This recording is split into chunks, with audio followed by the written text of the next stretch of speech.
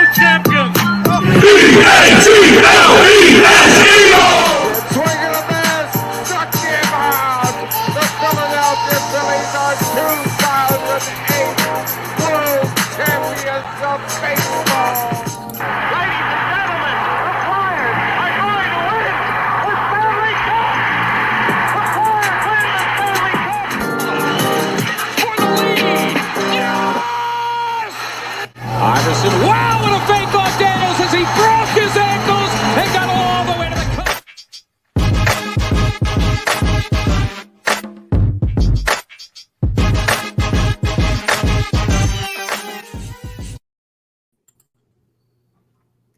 What is up? What's going on? What's going on, Chris? That is the taste Adam, of we are a winning here all week. team. Adam, you are the man, and this is Dallas Sucks Week. It is not Dallas Week. It's Dallas Sucks this week. And every week, as I was telling my coworkers today, I don't care if the Eagles lose every game every season. As long as you beat Dallas twice, I am a happy man. But it also helps when you're winning. 5-0. The last of the remaining undefeateds. Yeah. And What listen, a beautiful – that's a beautiful feeling, Don. They won it in a different style, right? They're winning games different ways. Just feels good. I mean, nothing better than Kyler Murray sliding and then coming up short, spiking it. Joe. We miss you. Bro? We miss you, man. We miss you. Yeah. And- Joe and Jay are not with us tonight. Say a prayer for our brother Jay. He's going through some stuff, and he's a great guy. Jay, if you don't know him and you're just listening to this podcast or listening to any podcast, Jay is always around. He always brings the atmosphere up with his positivity and all the work he does trying to help others in his journey, as he would say, to recovery. And prayers are with you, brother. And Truly. anything we can do to help, you let us know. We miss you. You'll be back soon, stronger than ever. And, just keep on being you, Jay. Keep Absolutely. on being you. And if anybody's out there, if you want to reach out to Jay, as he would say, his DMs are always open. So even Give our just boys some love. reach out, give him some kind words, some support. He'll appreciate it. Everybody, when you got rough stuff going on, man, the support is always a good thing. But listen, we got Joe, absolutely. Joe, I know you're in close contact with Jay too. So listen, anything that we can do to support, anybody that's, especially somebody as close as Jay is to us, we're here for it. So reach out to them, check in. But Rich, without further ado, before we jump into something, it's been a very exciting time in Philadelphia. It has been, except last night, but it's okay. Except last night. The Phillies are playing in the playoffs for the first time in 11 years. Yes, you're right. Okay. Reese Hoskins still sucks at first base. Yes. I'll take Trey Turner over him all day, every day. Between him and Schwarber, they have one hit, but we're not talking about that right now. No, sorry. The Eagles are 5-0. We're about to talk about that and how much the Cowboys suck, even though, it's Dallas Sucks Week. Rich, we've got breaking news. Breaking news, Don. Breaking news. Rich, we are now officially sponsored by Von C. Brewing. Oh, beer. Located in Norristown. Beer. I was out there, talked to the guys. We met up for a tasting of a beer that I'm going to talk about a little bit tonight. The 700 level lager brought to us by our guys at the Drunk Phil's fans. But got out nice there, got to talk to them about some things, and we kind of hit it off. And they are very young. They opened the brewery within the last couple of years. So they're just starting. They're very into the grassroots campaign. So we're John, I believe there's an homage with the gentleman who owns the Vansea, right? Doesn't he come from a line of brewers, and one being one of the most famous beers, or like beer family? Their history stands with the Schmidt Brewing Company, Rich. Ooh. So their grandfather, Carl.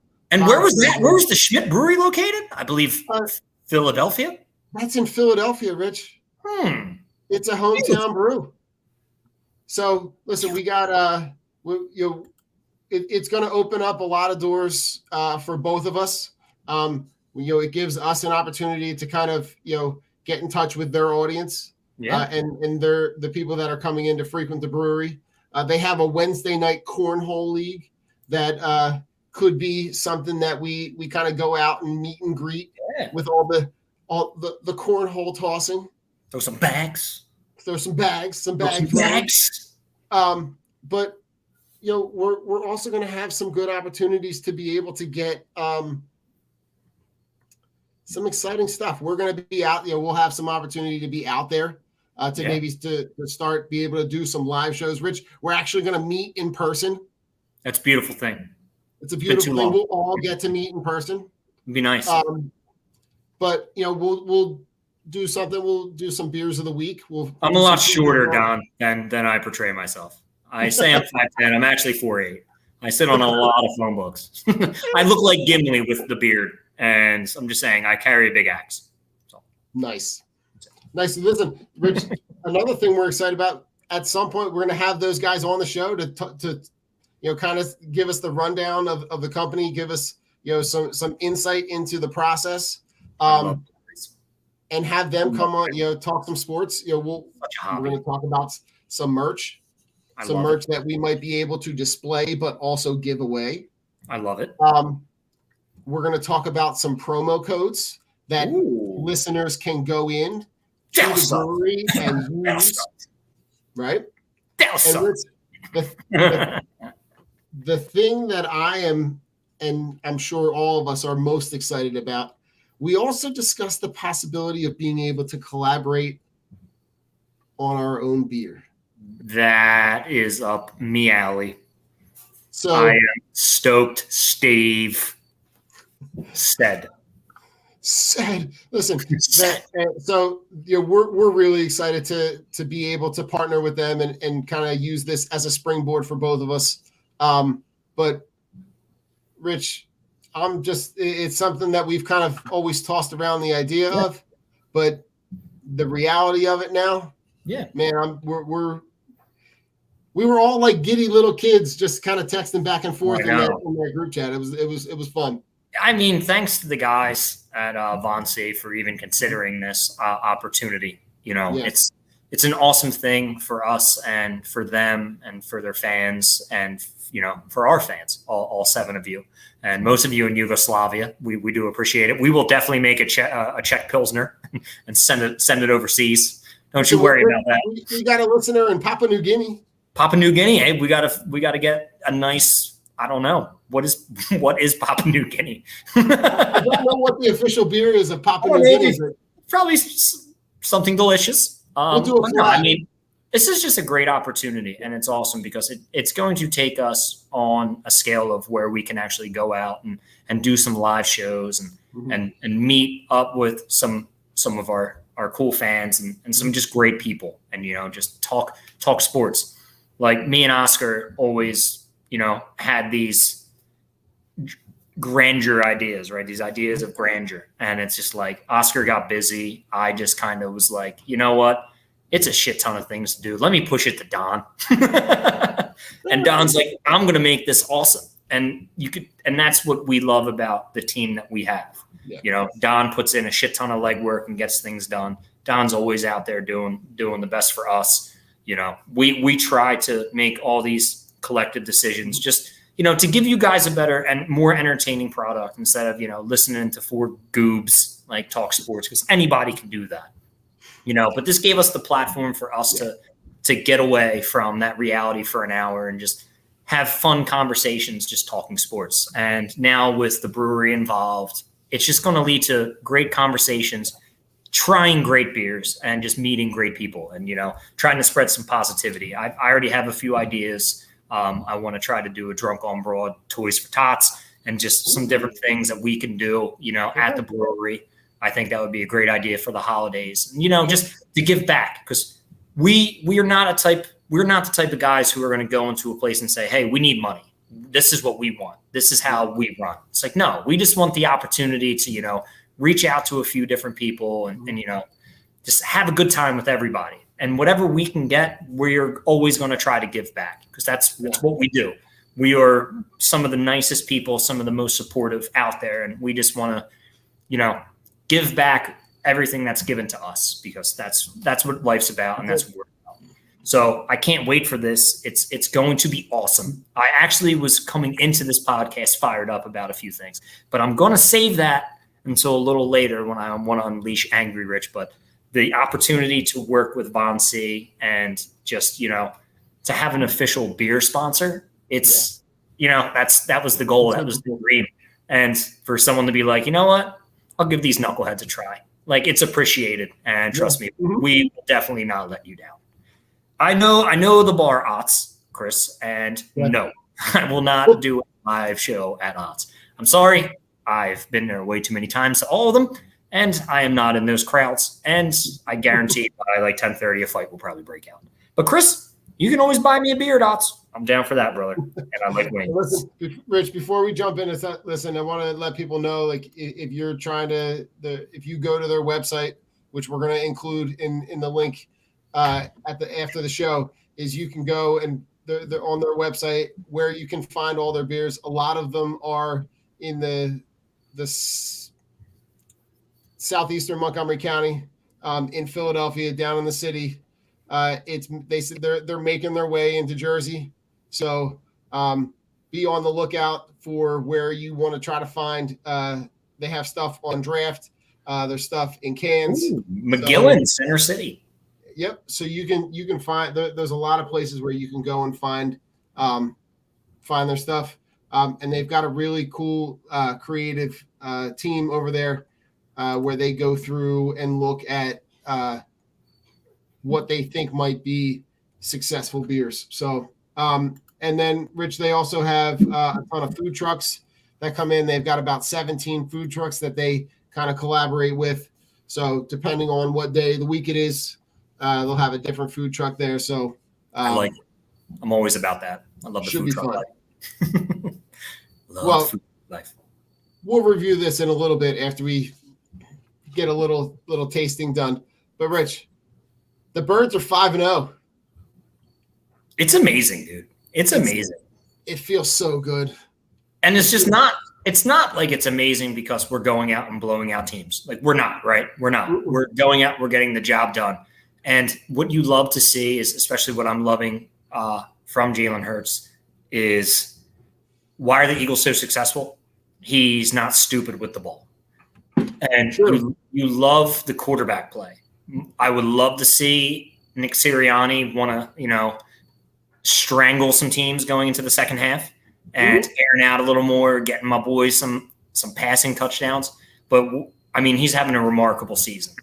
The numbers are there. The touchdowns will come.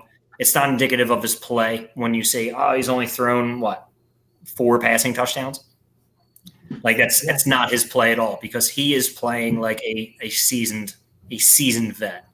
And the way he takes care of the ball, the way he runs this offense, the way this offense is performing, the way this line that was, one of the best in football with all their starters, and then you have guys like Driscoll coming in and Dickerson got hurt, so Suopeta comes in. I mean, everybody is doing their job. Then that defense is just playing remarkable. You couldn't ask for more, except maybe some more Jordan Davis. I'm just saying, there's a reason why you signed him. That one arm tackle that he made in the backfield was ridiculous. And it's just like, why isn't this guy playing more? Again, I still question Gannon on a few things, but Bradbury's looking phenomenal. Slay's playing out of his mind. My boy, who I had last week for play of the week or play of the game, Garner Johnson coming up with the pick. I mean, I'm riding high on these. I mean, they're not at the right time sometimes, but I'm riding high on it. And Hassan Reddick is just I mean, shout out to the whole team because honestly, what Jalen Hurts is saying, it's a team effort. It really is. And he hates hearing that they're 5-0 because, it's one of those things where you don't want to jinx it, but you just want to you have to keep improving. You never be content with how you are, right? You always want to, okay, how can we improve on offense? How can we improve on defense? You've seen it with the Cardinals last year. The Cardinals went like 10-0 and I think didn't win a game after that. You don't get complacent with what your record shows because you have to keep evolving as a unit. And this team is only thing they're doing is getting better each week and coming together. And that's what you want to see out of your football team. I mean, I think I like what I love that you've seen 5 games and you've essentially seen them win 5 different ways.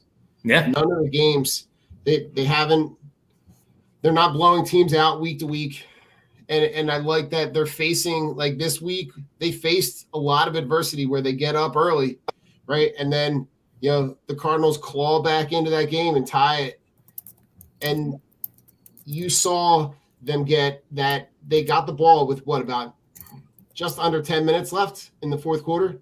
And they had the 8-minute drive to go all the way down and end up kicking the field goal to go up by 3.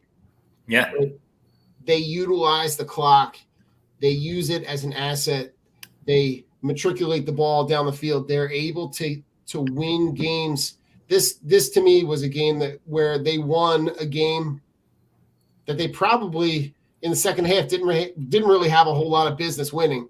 No. You were kind of holding your breath and waiting for that one moment where they have a breakaway play and it just never happened. The defense kind of it was that like bend but don't break, right? They were able to hold Arizona in those spots. And I think, Rich, to speak to some of the people you were talking about, right? Reddick has played incredibly, and I think that speaks to how you're utilizing him. Yeah. Right. Bradbury has been an incredible asset to pair with Slay. Right. Gardner Johnson is your guy that on the back end that gets the interception on on Arizona's first possession. Yeah. They are putting the players in positions to be successful. I do like to speak to Jordan Davis, right? I do like the fact that you're able to you're seeing an increase in snaps, right? It has slowly and steadily started to increase. And I think the more that you see him play, the more impact you're seeing him have on the game. So disruptive in the game. Like it's a different defensive line when the big boy is in there. Like I'm watching it and I'm like, man, they're getting chunks after chunks. You put him in there 2 stuffs in a row. And it's just like, that's exactly what you got this guy for. It's not, I don't expect him to go out there and get 30 sacks a season. That's not what I want to see. But when you need a stop and you need to stop the bleeding, Jordan Davis is that guy who stops the bleeding. He just makes plays. When he's in there, he makes plays. And that's exactly what you want to see out of your first round pick. Did he play over like 60% of snaps at Georgia? No. Some could say it's his conditioning and because of his size. But guess what? You're in the NFL. He needs to be on the field for 65+% of the plays, especially when it matters. Because you see when he's in the game how much of an impact he has. I don't think there's anybody in the league. There's a lot of guys in the league. But anybody who's really as disruptive as him when he comes in and it's noticeable. Like he puts the league on blast when he goes in there and he's making one arm, like not even like trip tackles, like grabbing guy with one arm slamming to the ground. And it's like, okay, that's it. You're not moving. It's insane the level that I see him playing at going forward. So when the highlight videos come out after the game, I'm constantly looking through social media to try to find where is the Jordan Davis highlight package, because every week it's just as impressive as the last week. I saw there was a play in this Arizona game where it's a screen pass and he fights through the double team between the center and the guard. Screenplay goes out to the right. He ends up moving laterally towards the sideline, and tackles the running back like after like a 2-yard gain. Yeah, it's Right? insane. The way that he moves is bonkers, man. It really it makes no sense that a guy that's that size Can move like that. is that athletic and is that fast. And he's so easy to root for. Like, I love watching his videos. Him and Nakobe Dean, like, they just look like they're just two kids just having a great time. Like, Jordan Davis is a funny dude. And he's got a contagious laugh and smile. I'm like, this dude's just having fun. And then and this is what the Eagles have been lacking. The Eagles have been lacking the personality of it. Like, Jalen Reagor, instead of translating on the field, he wants to fight fans because they're giving him shit. And we're sitting here like, we love Jordan Davis, like, give him more snaps. Right. When everybody's saying, oh, no, Jalen Reagor, you stink, but you could be great if you actually tried and were mentally there, and everybody would be behind you. But then you decide to just turn against the fans. So what does Philly do? We turn against you because that's us. I mean, it could go for, Dallas week because some jerk off who was one of our best offensive linemen decides to call us all fucking idiots. Wait, hold on. Wait. Yeah. Chris sent this to me. Yeah. And we had this huge conversation. Like, this was a pivotal talking point the other day in my fantasy football friend group chat. And it was, well, why are you guys upset? And it's like, well, here's my thing. Fuck Jason Peters. I hope he retires a Bill or a Bear, because there's one thing you don't say. You can call us crazy. And I'd be like, all right, crazy's fun. But you're calling us fucking idiots, and then we're going to throw things, and then we're this, and then we're theirs. Oh, but Philly got me my first ring, and, it's great. I just want to beat them. It's like Jason Peters. The only thing you had to say is Philly fans are crazy. And we'd be like, yeah, okay, we agree with you. But saying we're fucking idiots, that's just stupid, especially when Jason Kelce came out today and basically just destroyed it, saying that Cowboys are just basically nostalgia and – coming off. To me that to me was the quote that puts everybody to bed, right? It just says, listen, the fan base here is passionate for all the right reasons, where the fan base for that team isn't really, I'm going to put passionate in air quotes, because they support the Yankees and the Lakers. It's when you're driving down the road, Rich, and you see the license plate, and the license plate is Cowboys, Lakers, Yankees, Devils, or Red Wings. Like it's all of the bandwagon teams from the late 90s, early 2000s. And of course, I just, it's something that I'll never be able to wrap my head around, is how, if you're from Dallas and you live here now, whatever. Yeah. You grew up there. That's your team. But I don't get the people that grow up in a place but fucking hate all of the sports teams. That it's almost like you're doing it out of spite and on purpose. Yeah. My favorite thing is when I have a few people I know who are Dallas fans. I actually had a teacher in high school who was a Dallas fan. Shout out to Scotty Manlove, great dude. We're not perfect. He's a Dallas fan. But here's the difference between him and a normal Dallas fan that I hate. He had season tickets to the Cowboys. He would legit fly in early Sunday morning and fly back Sunday night after he's done watching games. Yeah, because that's what he would do. He was a Cowboys fan. If you were a Cowboys fan and you've never been to the stadium and you can't tell me where it's located besides the city, you're not a fan. Right. You need to at least go to a game once a year for me to say, hey, you're a fan. Yeah. I don't care if it's – and don't say, oh, I go to the one in Philly all the time. No. Go to your home environment.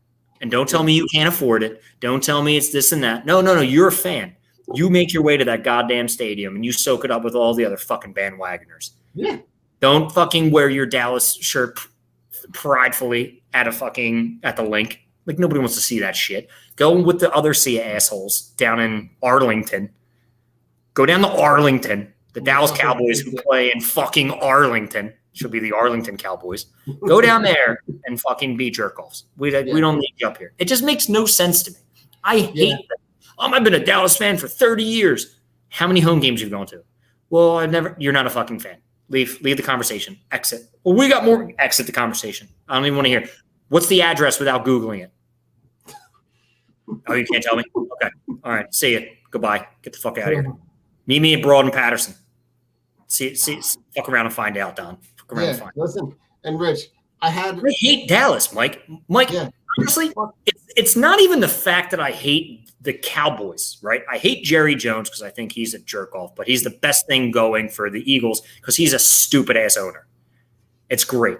I love that fact. I love the fact you gave Dak all that money and Trayvon Diggs you think is the second coming of Deion when the dude's burnt toast. Then it pisses me off when I see Dallas fans around this area who are so happy. And so it's like, dude, the Jaguars have more playoff wins than you in the past 20 years. Like, shut the fuck up. You can't use that we have more rings than you. Or you legit in 20 years, the Eagles have more rings than you. You're living back in the 90s, which it seems like it doesn't seem like it's so far ago because that's like we grew up in. But right. Jesus Christ, it's forever ago. Like, wake the fuck up and smell the roses. Like, come on. Like, don't give me this Dallas is this immaculate, blah, blah, blah. We're the best. We're America's team. You're not America's team.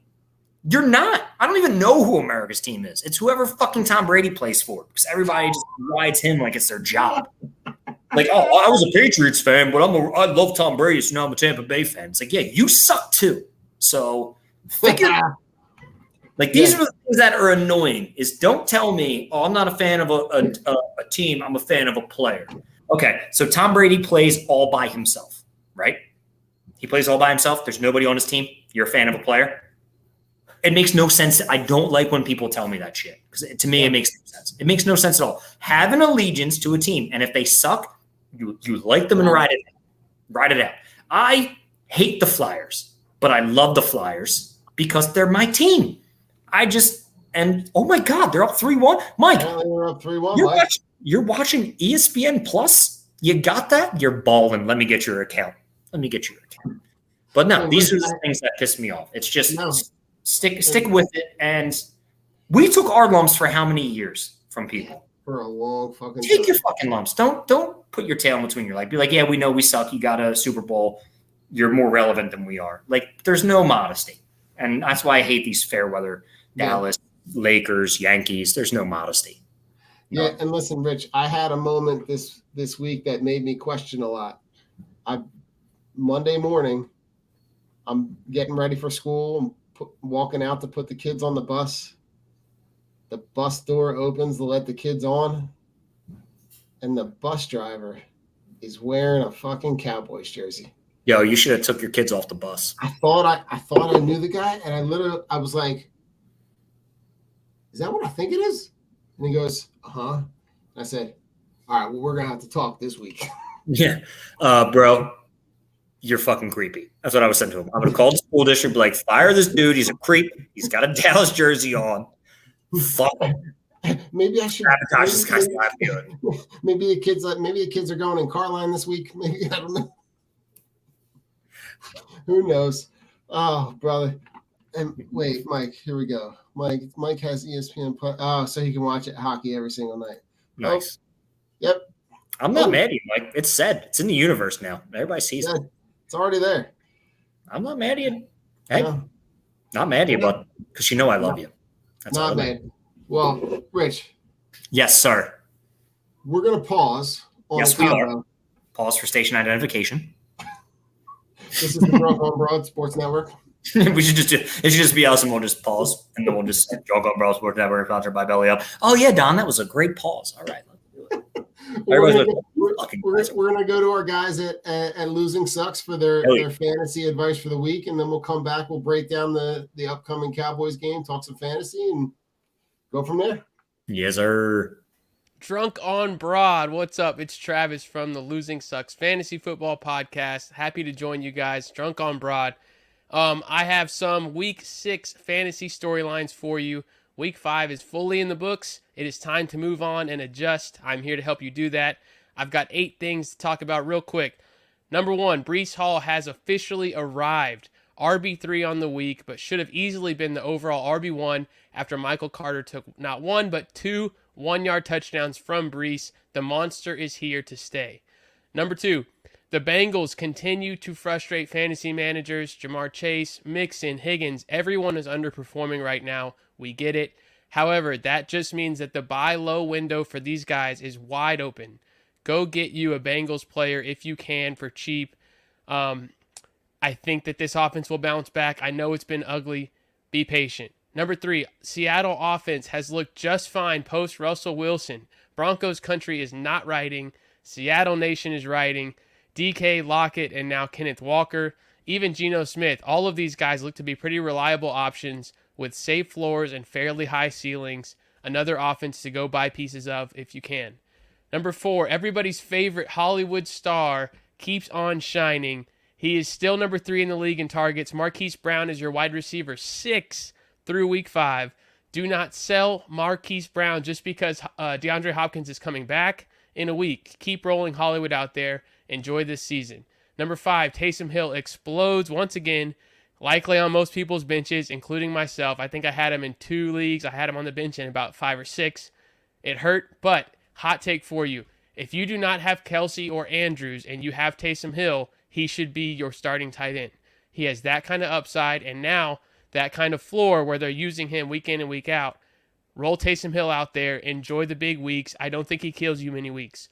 Next, Eagles stay perfect. As we alluded to last week, though, it will be a little bit frustrating from a fantasy perspective owning these weapons. Yes, they will give you huge weeks from time to time, but there's not a safe option in this offense because they are so good. They're able to take whatever the defense is going to give them. That will lead to some duds. A.J. Brown, Miles Sanders had some duds this week. It's going to be part of it. Those are going to be pains that you have to deal with. That's okay. Keep playing your Eagles. You're not benching them in any matchup. Number 7, streaming options. With so many weapons out at the running back position, you've got Henry, Swift, Pierce, and Jacobs on bye. Guys I'm looking to if you're in a pinch. Eno Benjamin, Mike Boone, maybe Raheem Mostert if he's out there. It's unlikely at this point. Just double check for Raheem Mostert. He's been hot.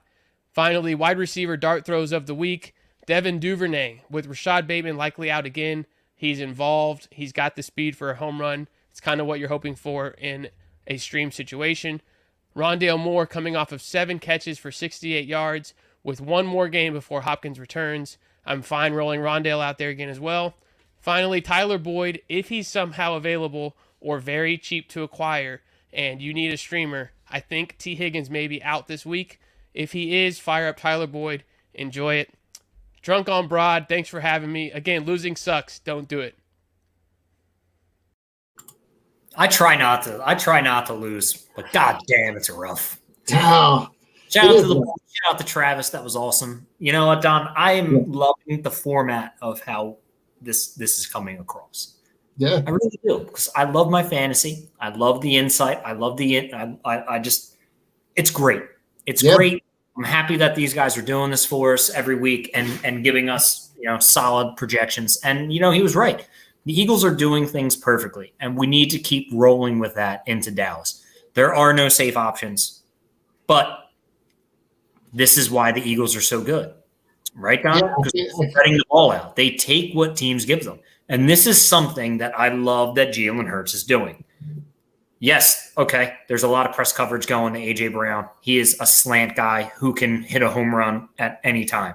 And you've seen these big chunk plays that are ripping off for 20, 30 yards, right? He's just not getting the touchdowns. But then you got Slim Reaper on the other side. Then you got Dallas Goedert up the middle. And Dallas Goedert has been incredible to be able to hit the screen passes where they're able to get him open in the flat. Yeah. It's just you're seeing the product of what we've talked about all year, right? Which is you put all of those guys on the field at one time. You can't double everybody. So somebody's going to hurt you. And I love the fact that we have these weapons along with our running game, along with our mobile quarterback.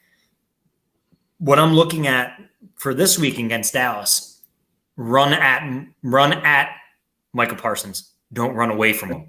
Attack the interior of this defense. Wear these pass rushers down. Get these guys tired. Utilize the play action. Go at Diggs. go at their number 2, who I don't even know who their number 2 cornerback is. Someone is going to be open. I was watching the game last week, the Dallas and Rams game heavily, because I wanted to see, am I missing something that Dallas is Dallas that good? And I looked at it. No, the Rams are just that bad. The Rams have Matthew Stafford, who is a one-look quarterback. He was dinking and dunking to Cooper Kupp all day, and Dallas was just letting him, and then they were swarming him for 2-3 yard catches. You're not moving the chains with Cooper Kupp. The Rams need a whole lot of other shit. I don't want to talk about the Rams, but just breaking down the game. Yeah, that's a whole nother fucking conversation. Yeah. Dallas was just in control because the Rams couldn't move the ball. Yeah. Cooper Kupp. Cooper Rush was 9 of 17 for 91 yards. Yeah, and he's getting a ton of love right now, right? But he's not doing anything. But he's not doing right.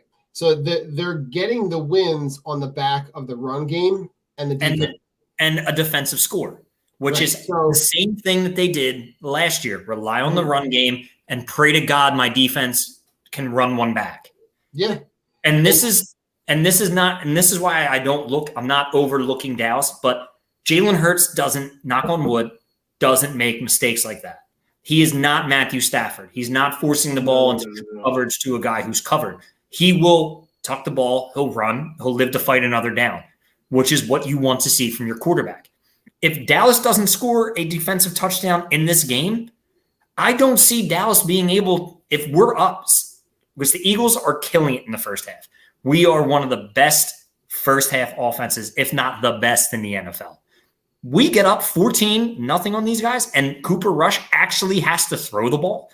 They will have problems. Right. And that's exactly what you want on this Sunday night. This Sunday night, you need to get Jalen Hurts hot. They need to start out first drive, punch him in the mouth, get a 3-and-out, punch him in the mouth again. I don't care if it's a field goal or a touchdown. You need to get up on these guys by double digits early. So you can see what Cooper Rush can do, which is a whole lot of nothing. Yeah. Cooper Rush isn't Dak Prescott, and I don't think Dak is that good.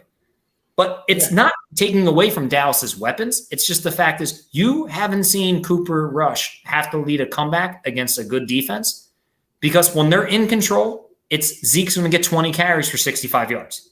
He's going to run straight. They're going to milk the clock, and then they're going to give it to Pollard. He's going to try to hit a home run.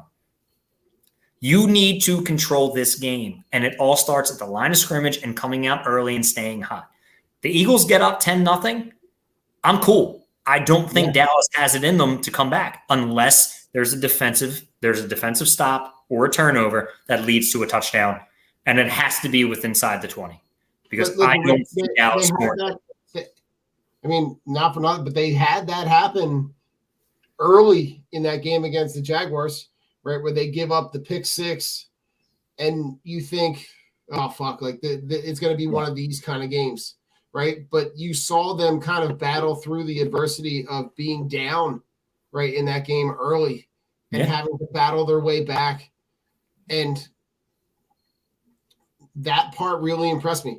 The part about Hurts having the turnovers is not something that I'm like terribly worried about, because you've seen in the couple of turnovers that he's had, right? They're not he's not making horrible decisions. It's deflections. And that's why I hate that as a stat. Like, I hate that it's an interception when the ball goes through a guy's hands or the ball gets tipped off an offensive player's hands. It's just annoying. Like, to me, that's not an interception. An interception is something terrible that Carson Wentz or Matthew Stafford or Russell Wilson throws, where it's the guy's not even anywhere near you and you just chuck it up for dear life and the ball's picked. Right. Or if it's a good defensive play. I'm fine with a good defensive play. I can be like, okay, hey, man, he undercut that route. He was staring him down for too long. Great. Jalen Hurts doesn't do that. His turnovers are literally from Kenneth Gainwell batting a ball into the air and the ball was picked. Right. There's nothing you can do about that. Like, that's just an unfortunate series of events. You're going to go – We're home this week, right? Yeah. We're home this week. Yeah. Dallas has to come to us. They have to come play in our environment. Cooper Rush has not seen a crowd that can get as lively as the Eagles can, and we travel well. So I cannot wait for that. What is it, Christmas Eve game? Yeah, that The game. Christmas Eve game, one, we will travel to Dallas, and Right. Dallas will be very upset because it's what Eagles fans do. Yeah, We're it's just there. what they do. We're there. And Rich, you think about, and I'm gonna project a little bit, but like you think about where this city could be from a fan standpoint on Sunday night. We could be riding the high of ending the Braves series or being on the verge of ending the series with the Braves, riding right into what could be an insane environment on Sunday night in Philadelphia. Yeah. I just don't think that they seem like a fake team. Like the record is not indicative of the quality of the team that they are, right? Yeah. When you go back and you look at the games that they've played, right? They've beaten a Rams team that has looked suspect at best and can't. They haven't looked good at any game they played. They lost to Jimmy G, and Jimmy G should have thrown for about 100 more yards with drop touchdown pass after drop touchdown pass. Right, they beat the Commanders. Right, the week before, right, the Cowboys, they beat the Commanders, right, which we know the dumpster fire that is. Yes. Right, the week before that, they beat the Giants, which the Giants, I will say, I like the coach and what the coach is getting out of the players. But their offense is still atrocious. But their offense is still commanded by Daniel Jones and still relies and no on wide receivers. Saquon Barkley to run the ball 45 times a game in order for them to have an opportunity to win, because you're only letting Daniel Jones throw the ball maybe, 5, 6, like he's throwing the ball, 15, 16 times? Yeah. And then you're handing the ball off the rest of the time because you got no one to throw the ball to. And then they beat a Bengals team that early in the season is not as impressive as the team that went to the Super Bowl last year. They both have Super Bowl hangovers, which is absolutely insane because I feel like Joe Burrow and Jamar Chase can't get on the same level. Their offensive line is putrid. And that's what you look at. You look at the teams that they beat, all terrible offensive lines. Right. All of them have terrible offensive lines. It's just there's one team who was 4-1 in there that you can give some credit to, and that would be the Giants who they beat. Right. But I don't look at the Giants as being a powerhouse. I don't even look at them. I still think there's some 2-3 teams and 3-2 teams that are better than the 4-1 Giants. I believe it. It's not that they're good. It's okay. You beat Green Bay. Green Bay, again, is suspect at best. At best. They have no weapons. You stop Aaron Jones, you make Aaron Rodgers force the ball to wide receivers who aren't that good, you're going to beat them. You're going to beat them. Like, teams are figuring out what they have. Dallas is getting lucky. Yeah. Excuse me, I had a burp. I'm slugging these Sunset Wheats a little too quick down, but they're delicious and they're flow. But anyway, Rich, I'm not as impressed. I don't think that this game is going to be a blowout. No. But I also don't think it's going to be close either. I still think it's – all right, so let's give our projections and our plays, right? I'm saying it's 28-13, the Eagles. Okay. And it's going to come off the back of a 2 touchdown on the ground and 2 touchdowns through the air. And I'm going to go with my boy Jalen Hurts. Jalen Hurts is going to throw for 280 and 2, and then he's going to have 60 and 2 on the ground. Wow. AJ Brown is going to feast. I think AJ. This is the welcome to Philly game for AJ Brown with 2 touchdowns. I think this is what you wanted and why you paid him. And Trayvon Diggs is going to look silly. So I'm saying 2 for 280 and 2 for 60. Okay. So I was thinking somewhere in the neighborhood of 28-21, but it's a game that looks closer in the end than it actually is. I think Dallas maybe gets a score late, Okay. to maybe bring it within 7. But I think it's never really a game in a sense where they're not with it. Like I don't think the Cowboys stay within like 14 points. I think they get that late touchdown to bring it within 7, but so it looks a lot closer than it is. But I think that this game is, I don't want to call it a rocking chair ride, but I think it's one that we're going to be able to enjoy. I like it. Player of the game. I'm gonna go back to the defense. I think the defense has been kind to me, so I think I'm going to go defense. Where do I go? I think for me, I'm looking at their O-line is suspect to me up the middle. They are 1,000%. So I'm looking at the guys up the middle. I'm going to say that they hold the Cowboys under 85 yards rushing total. I can see that. I can see that. Is that like a Fugazi pick? Is that like a – No, I mean, you're going to have Zeke's going to get volume. Right. So I could see Zeke going for 20 rushes for 42 yards. And then Pollard's going to be mixed in. So if Pollard gets under 30, I can see that. Pollard's the one you have to really worry about. He's the home run hitter. He's the guy who's going to bust it to the outside. It'll all be a mirage, according to Don. She's deep. She's been watching a lot of Ted Lasso. I feel like there's a subliminal message in there somewhere that I'm missing. Are you going to be blacked out? I'm John. I hope not, because you have school the next day. That'll be a rough Monday morning. I got school, man. I'm an adult. Can't do that. No, but I could see that. My main worry is I know the Eagles get killed on the outside runs. Contain Pollard. Yeah. Zeke is going to do everything he can to run up the middle. Get your big stuffers in there. You stop it.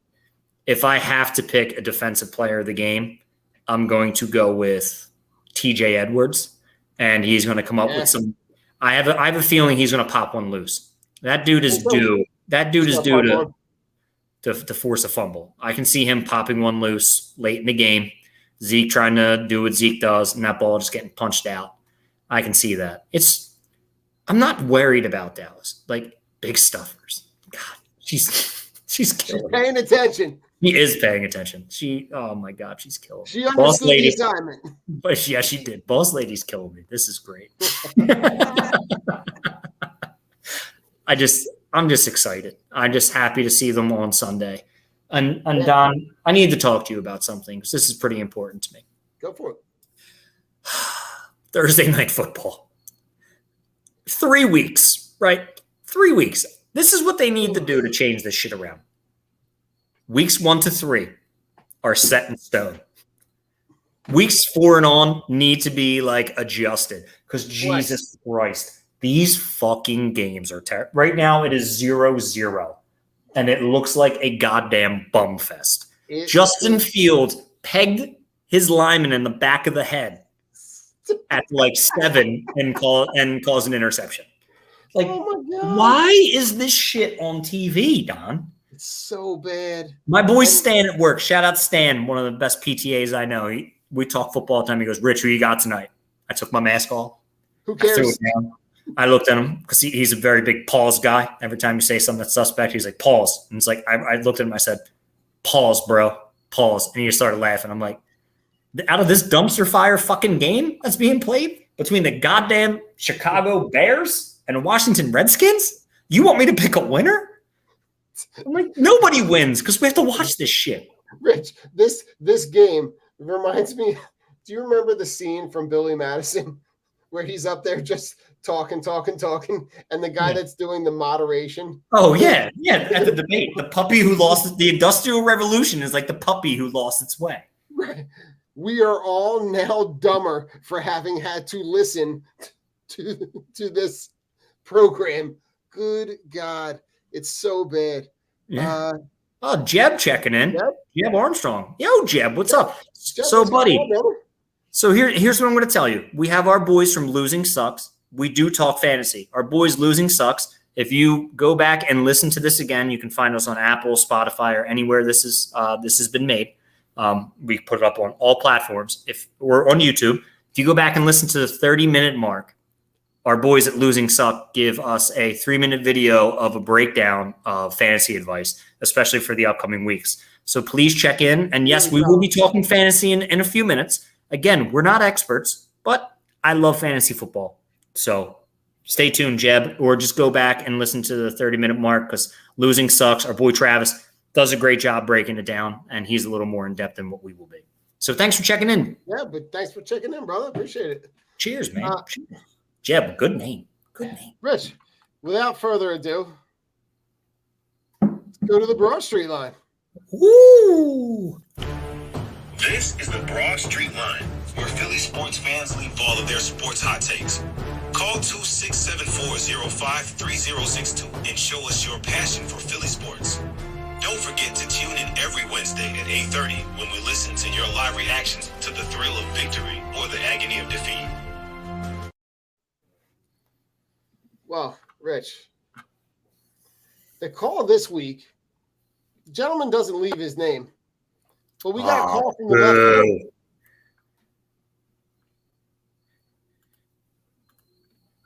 Dude, it's awesome living on the West Coast. I'm sick of the Yankees. I'm sick of the Dodgers. Everyone's out here in Arizona. But it was amazing. They beat the Cardinals. And they beat the Cardinals. And, dude, it's awesome. I love it. Peace. Brother called from the game out in Arizona. That's awesome. Yeah. Awesome. And we're going to beat the Braves. How about that? See it. He Fucking called back. Oscar. Fucking Oscar. That's Oscar. Play that again. Play that again. That's not Oscar. No, not the Yankees one, the other one. The West Coast. I'm sick of the Yankees. It's the same number, Rich. Dodgers. Everyone's out here in Arizona. But it was amazing. Really? And they beat the Cardinals. And, dude, It's the same number. It's the same number. It's Don, where are you? Don, come back to me. Don. All right, well, it's just me right now, so I'll just give you a little introduction to my life. And, hey, Don, you're pressing buttons. Where are you at, Don?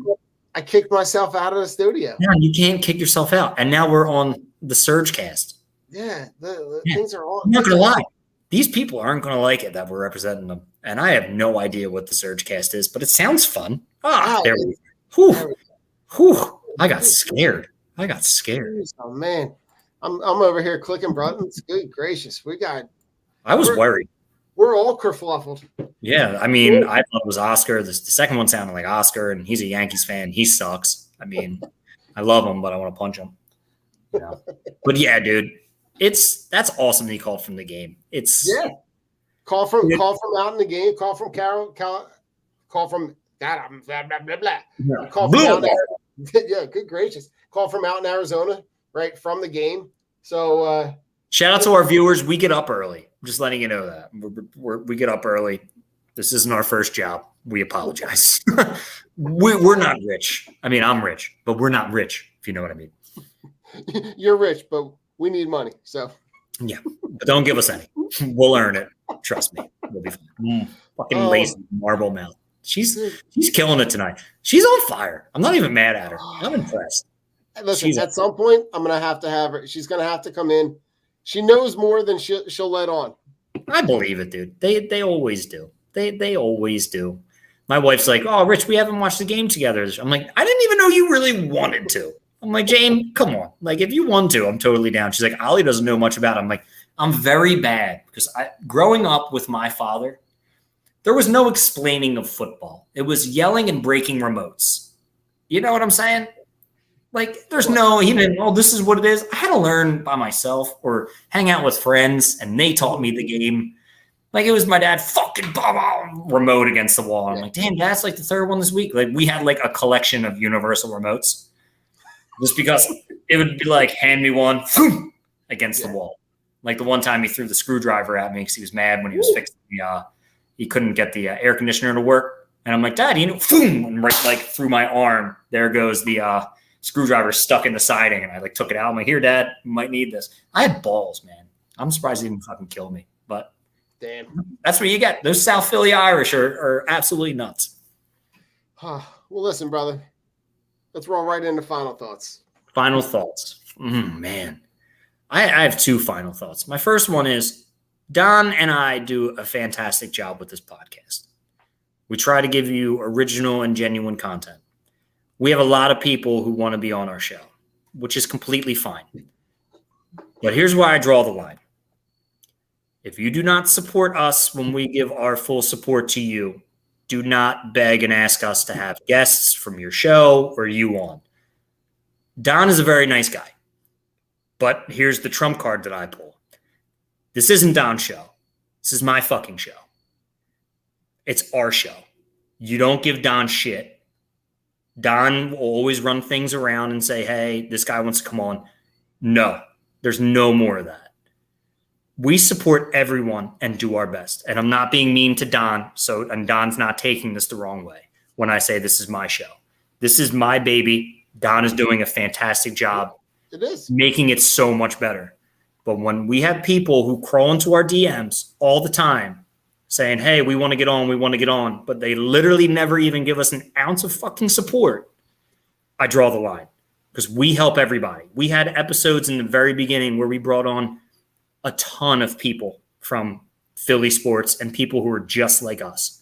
And then we never heard anything. It was all crickets back from them when we were like, hey, what about us? Like, can we come on? And it would be, oh, no. Oh, yeah, no, sorry, we can't do that. It's like, oh, but you're begging us to be on our show because you can put your shit out there, but you can't help us out.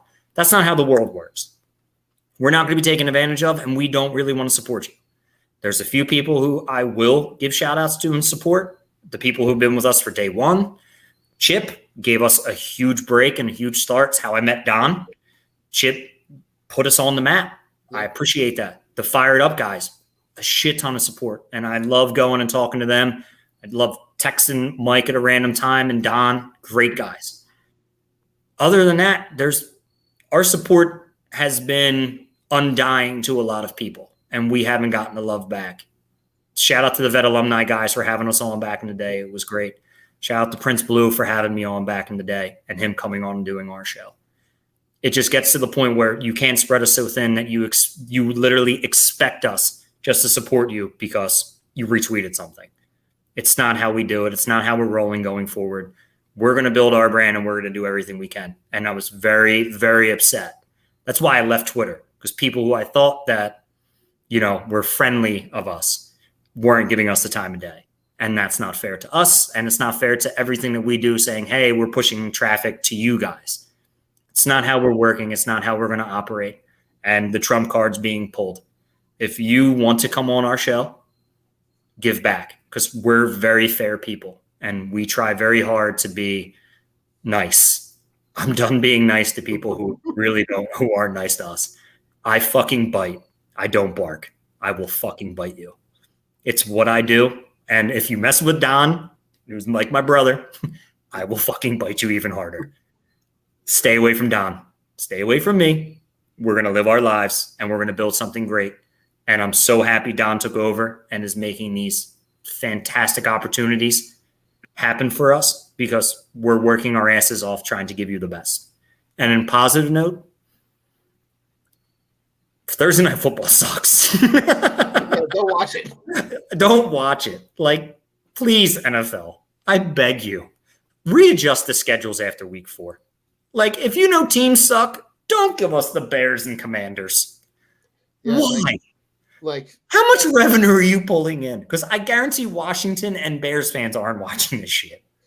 Give us something good. It's bad. It's so bad. It's so bad on so many levels. Like, you can't tell me that if they have the ability to flex games on Sunday night, and I know it's an adjustment in time, not in days. I get that, but you can adjust the schedule to say, all right, we're going to play in weeks 1 through 4. Yeah. Right? And then weeks 5, like, you can make that adjustment 2 weeks in advance so that the team actually knows, and it's not hey, surprise, you're going to play 3 days from now. Like there are ways to figure it out. That's what I'm saying. Figure it the fuck out. But Rich, even if you did up to week 8, like schedule up to week 8. Yeah. And then from there. Adjust the teams who have bye weeks like the week before and be like, hey, you guys, we're pushing this game. Like, I get it, but you have to give better product than 0-0 with 2 minutes or in the second quarter with 5 minutes left. There has to be something better. Like, this is not enjoyable for anybody to watch. And you're not even highlighting or spotlighting. The best thing about this game is Brian Robinson is the starter because his story is fantastic. His story, yeah. His story's fantastic, and I'm fully behind that kid. But other than that, no one gives a fuck. No one cares. So bad. Please stop. No. But, Rich, and to speak to that, right, like about schedules, I love the early game on Sunday. I love that schedule when it's 9:30. That game ends at 12:30. And then you get 1 o'clock, 4 o'clock, 7 o'clock. I wish that they were able to incorporate that international game as part of the schedule, right? And I was talking with my father-in-law on Sunday, talking about like if you added an additional week to the season, you could give every team an international game, and then the week following the international game is your bye week. Yeah. And then you build in a second bye week later on in the season. Why not? But it would be a way for the NFL to grow the game and then build that extra effort in for player safety by building in that second bye without adding any additional games. You're still getting 18 weeks worth of content. So the NFL is still getting their content out. And they can grow that brand. They can grow the NFL to be more of a global brand. And then it kind of sidetracked off into a completely different conversation where he and I spent probably 40 minutes talking about, do you remember the World League, Rich? No. So the World League, it ran in the late 90s, but like they had 8 teams all across Europe. Okay. Right? They had the Barcelona Dragons, the Rhine Fire. They had all these teams all throughout Europe. Man. And they played for probably about 8 seasons. That's cool. Right? But it was a way for them to grow the game. And then it just disbanded when the NFL owners didn't want to fund it. And yeah, it makes sense. It was short-sighted because in reality, yeah, look how much money they made. It would have cost each team in the NFL about $1 million, which is like nothing right now. And they could have been expansion teams to the NFL through the overseas market. So they just missed an opportunity. Or it just was the wrong time. Yeah.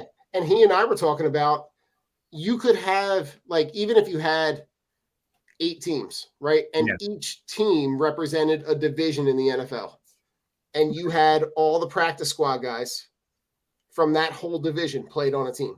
That'd be cool. Right? And then maybe they through some player development, maybe one of those guys ends up on an NFL roster. And now you've got a whole city worth of fans that are now rooting for that guy. That's cool. Right?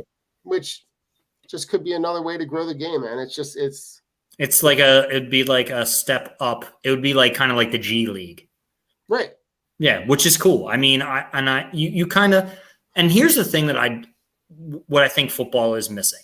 And I'm not saying it's a minor league, but they're missing a developmental aspect to the game because some of these guys could use another year or two before stepping into the league. And I understand the squad is not enough. Practice squad's not enough. I mean, you look at some of these guys who are signed off the practice squad. They come up, they're flashes in the pan, they do well, and then all of a sudden it's like, well, we're paying this guy $13 million. He's off the IR now. You're back down. And it's like, fuck. Like Fulgham. Remember, he led the Eagles in receiving. And now he's just bounced around the league because where can he fit in? But if you had a league like that, a supplemental league of, say, 4 teams, you could just literally make it 4 teams. Why not? You know what I'm saying? Why not? I'm surprised one of these other leagues have not, like that Alliance of American Football or the XFL or one of those teams has not made it a point to like say like if you can't beat them, join them, right? Like, I don't understand what the logic is there in terms of not being able to get an affiliation with the NFL. You can do a supplemental draft through that. You know what I'm saying? Sure. Like you have your regular draft and it's like, okay, a supplemental draft through the AFL players. It's like, okay, maybe you're poaching some of the best, but then there has to be something in like, okay, you get these guys, they need to be active on your roster because they've had X amount of years in the AFL versus, and then just, okay, we took the best player from the AFL and now we put him on a practice squad. Like it's so tough because again, football, there's a ton of injuries, but if some of these kids who are undrafted free agents actually had the time to develop other than a practice squad and played in real games, maybe they could be something. There could be other stories, like not similar to Brian Robinson, because he got shot, but similar stories to like the Rod Smiths, the He Hate Me's who come from. Listen, it'd be cool to see. It would be really Warner played in the World League. Did he really? Yeah. That's awesome. Yeah. It would just be fun to see. But anyway, Philly, we took up enough of your time. Don, it's a pleasure. Talk about your beer. Devontae, go check them out in your. Talk about your beer, Don. It's a Vienna style. It's a Vienna style lager.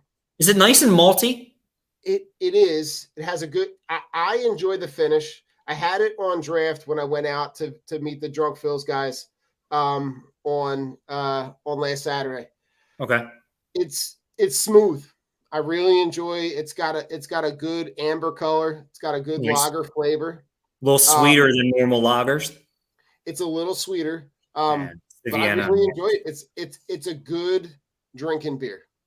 I like that. It's a good session beer. So you can sit down and have probably 2 or 3, right? You go get them in the big cans. Drink responsibly. Right? Drink responsibly. Don't have them at home. Get the 4-pack, take them home. Mm-hmm. But no, I really enjoy it, and it's something that at some point we'll make our way to drop some off in New Jersey, and buddy. we'll have to we'll have the taste test on the show together. Yes, sir. I'm excited, man. Yeah, it should be. It's gonna be. I love really tasting. Cool. The craft beer community is fantastic. You can find a love. We're talking to some random guy and be like, yo, man, what beer did you get? You like it? Yeah, man, it's not bad. Well, what do you like? Oh, I like this. We'll try this one. And it's like, oh, man, that was a really good suggestion. Right. Like people would call me up and they'll be like, hey, man, I want to get like a craft beer, like a bunch of my buddies. And a bunch of people I don't know because they know I drink craft beer. Like I didn't supply, but a friend of ours called me the one day and she's like, hey, we're doing like a beer tasting thing. I need a bunch of beers that are good. Can you get me, can you tell me what to get? And I said, do you want local or do you want like all around? I'm like, I can give you a bunch of local beers that everyone will enjoy. And she's like, Rich, thank you for all the recommendations. All the beers were good. No one said they didn't like a beer. Like people were put on. And I'm like, and it's so funny because I just gave her like beers that maybe as far away as 15 miles away from my house. Because there's so much good beer that people don't realize that's right underneath their nose, but because it says IPA. Oh no, it's going to be super bitter. It's like no. Or people say, oh, it's a stout, so it's going to be super boozy. I'm like, you let me help you, because it's a weird transition. You can't go from drinking a Miller Lite and all of a sudden getting handed a double dry hopped IPA, and you're like, fuck, like, oh, this doesn't. It's like, no, man, let me get you a Pilsner. Let's try the poolside lager. Let's try the poolside Pilsner. Let's try this. Let's get you accumulated. Oh, man, the Yards Brawler is great. I'm like, yeah, it's a souped up Miller Lite, right? Exactly. So people kind of get accustomed to it, and it's nice. But here's what we have to do. We have to end this. So you fucked around. You found out. And that's what happens. Philly, fuck Ben Simmons. Fuck Deshaun Watson. Who else? Spike Eskin. Who else was there? Anybody else? Oh, no, I always forget one. Well, Davion Taylor. At this point, Rich, fuck the Cowboys. And fuck the Braves. Fuck the Braves. Said. Philly, we love you. Thank you for tuning in. Yeah. Hope you enjoyed the show. Hey, listen to this guy. Tell me how you're feeling here. You're screaming. I am stoked, baby. You're screaming like it's still the game going on. We're talking about the fightings here. The fightings. Said.